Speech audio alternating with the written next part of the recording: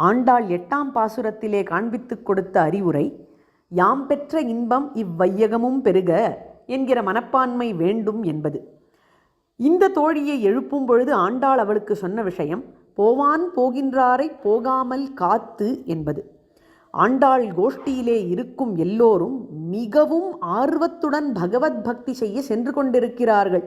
அப்படி இருந்த பொழுதிலும் நடுவிலே நின்று காத்து இந்த கோதுகலமுடைய பாவை என்கிற தோழியை அழைத்து சென்றுதான் போக வேண்டும் அப்படிங்கிறதுல தீர்மானமாய் இருக்கிறார்களாம்.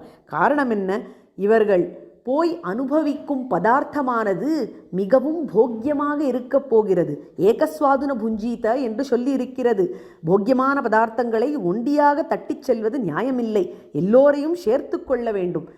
நமக்கு என்ன இன்பம் கிடைக்கிறதோ அது எல்லோருக்கும் கிடைக்க வேண்டும் என்று நினைக்க வேண்டுமாம். இதுவே சிறந்த பாகவத லட்சணம்.